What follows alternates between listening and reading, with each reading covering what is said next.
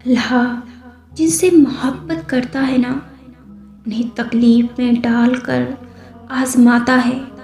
ہمارے لیے یہی احساس بہت ہے کہ ہم اللہ کے بہت قریب ہیں اور اللہ ہم سے بہت محبت کرتا ہے۔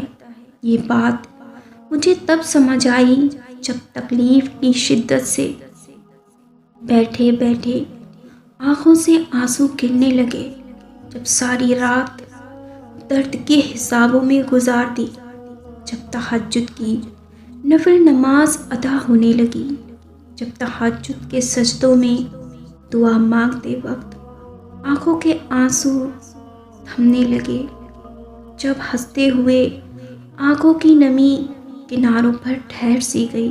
یہ سب تکلیف واقعی بہت تکلیف دیتی ہے، روح کو چھلنی کر دیتی ہے، لیکن ان آزمائشوں سے ہی ہمیں احساس ہوتا ہے کہ اللہ ہمارے کتنے قریب ہے۔ مجھے ان تکلیفوں سے بھی بہت خوشی ملتی ہے، کیونکہ یہ تکلیف مجھے میرے اللہ کے قریب کر رہی ہے۔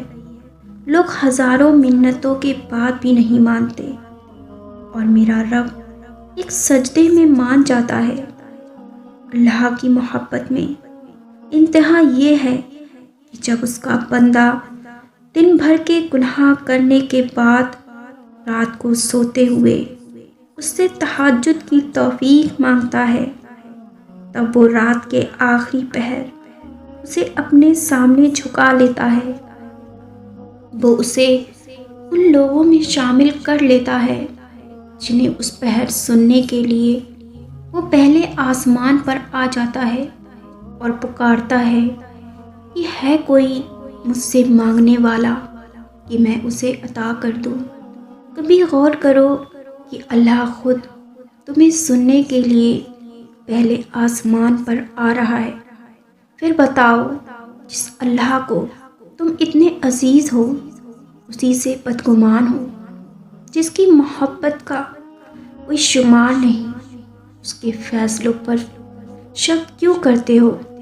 جس کی رحمت اس قدر وسیع ہے، وہ تم پر نچھاور کرتے نہیں تھکتا۔ اسی اللہ کو مناتے ہوئے تھک گئے ہو تم، جب وہ خود کہتا ہے مجھ سے مانگو میں دوں گا، تو پھر بھی قبولیت کا شک لیے بیٹھے ہو۔ جانتے ہو وہ تمہارے لیے تہجد میں خود تشریف لا رہا ہے، پھر بھی اس تک پہنچنے سے کترا رہے ہو تم۔ وہ رب تمہیں سننے کے لیے منتظر ہے اور تم خود اس سے انتظار کروائے جا رہے ہو۔ جانتے ہو اسے تمہاری آواز بہت پسند ہے، تبھی تو تمہیں سننے آیا ہے تہجد میں۔ وہ تو پھر بتاؤ، جس کی آواز اسے پسند آ جائے وہ اسے خاموش کیسے دیکھ سکتا ہے؟ جانتے ہو جس کے بولنے سے اس کو محبت ہو، وہ اسے کیسے بولنے کا موقع نہیں دے گا؟ وہ تمہیں یہاں تک لایا ہے تو سمجھ جاؤ کہ اس نے یہی چاہا تھا، کیونکہ ہر کوئی تہجد تک نہیں پہنچتا۔ اگر تم تہجد تک آئے ہو کیونکہ تم اسے بہت پیارے ہو، اگر تم اسے پیارے نہ ہوتے تو وہ کبھی بھی تمہیں تہجد کے سجدوں تک نہ لاتا۔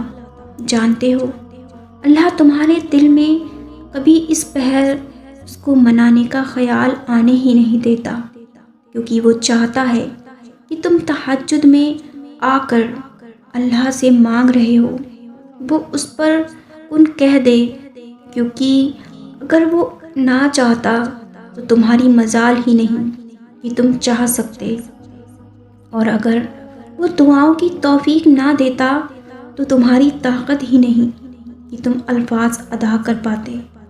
اگر وہ تم سے محبت نہ کرتا تو تمہیں خود کو پکارنے کا حق بھی نہ دیتا، لیکن وہ الودود ہے، بڑا محبت کرنے والا، اور المجیب بھی سب کی پکار سن کر ان کی دعاؤں کو قبول کرنے والا، اور تہجد سے تعارف بے وجہ تو نہیں ہو رہا نا؟ اور آخر کچھ تو ہے جو ممکن ہونا ہے۔ تہجد کا بس ایک سجدہ سارے غم سمیٹ لیتا ہے۔ اللہ سے کھلے آسمان تلے بیٹھ کر کی گئی وہ ایک گفتگو قسمت کا پاسہ پلٹ دیتی ہے۔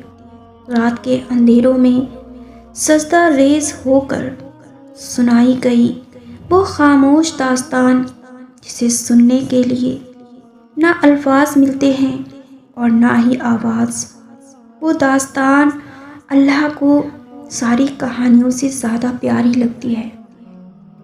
تہجد کی بے زبان دعائیں جب عرش سے ٹکراتی ہیں تو تمہاری اس چپی کا شور ایسے عرش پر گونجتا ہے جیسے کائنات میں تمہاری آواز کے سوا کوئی دوسری آواز نہ ہو۔ پھر اللہ تمہیں اسی یقین کے ساتھ دھڑکتے ہوئے دل کو اپنے وہ معجزے دکھاتا ہے جس کا اس نے تم سے وعدہ کیا تھا، اور جب تم اسے راضی کرنے کے لیے محبت کی اس انتہا کو پہنچ سکتے ہو کہ تہجد بھی قضا نہ ہو، تو پھر سوچو تمہارے اللہ کی محبت کہاں تک ہوگی۔ اس کی طاقتوں کا تو کوئی مقابلہ ہی نہیں۔ تم اس سے مانگنے کے لیے اس وقت آؤ جب اس نے مقرر کیا ہے، ان کہنے کے لیے ہی، تو پھر کیسے وہ تمہیں خالی ہاتھ لوٹا سکتا ہے؟ وہ اپنے وعدوں کا پکا ہے۔ جب کہہ دیتا ہے کہ مانگو مجھ سے میں دوں گا، تو پھر وہ دے کے رہتا ہے۔ سنو، جن آنسوؤں کو تم دنیا سے چھپا کر وقت تہجد میں اللہ کے سامنے بہاتے ہو، دراصل وہی آنسو تو اللہ سے آپ کی دعاؤں کے لیے ان کی سفارش کرتے ہیں۔ اللہ کی نعمتوں میں سے ایک بڑی نعمت یہ بھی ہے کہ تہجد کے وقت نیند کا کھل جانا اور نماز کا ادا کر لینا۔ تہجد پڑھنے والوں کے لیے تو غیب سے اتارے جاتے ہیں معجزے۔ رات کی تاریکیوں میں جب کوئی شدت سے اللہ کو پکارتا ہے تو اس کی جانب متوجہ ہوتے ہیں سارے عرش والے۔ پھر اللہ فرماتا ہے، کہو کیا مانگتے ہو، کہو کیوں رو رہے ہو۔ پھر جب تم عرضیاں اسے سناتے ہو اور اس کے سامنے سجدے میں گر جاتے ہو، تب وہ حکم دیتا ہے ان دعاؤں کی قبولیت کا جن کا جواب تمہیں لگتا تھا کبھی نہیں آنے والا۔ پھر وہ تم سے کہتا ہے، لو بھر دیا دامن تمہارا، یقین کی جھولی پھیلانے والے، تیرے لیے کن کا لکھ دیا ہے میں نے اب نصیب میں تمہارے۔ پھر وہ رب کہتا ہے اپنے بندے سے، لو میں مان گیا ہوں تم سے، مجھ کو منانے والے، تم کو لانا تھا مجھ تک، یہ امتحان تو بس تھے بہانے۔ تہجد تک پہنچنا کوئی آسان بات نہیں ہے، بہت تکلیفوں سے گزرنا پڑتا ہے، بہت کچھ سہنا پڑتا ہے جس کو لوگ سزا سمجھ لیتے ہیں۔ یہ سزا نہیں ہوتی، ارے یہ تو راستہ ہے، یہ تو راستہ ہے اللہ تک پہنچنے کا۔ اللہ اتنی آسانی سے نہیں مل جاتا، بس آپ کو یقین کے ساتھ آگے بڑھتے رہنا ہے۔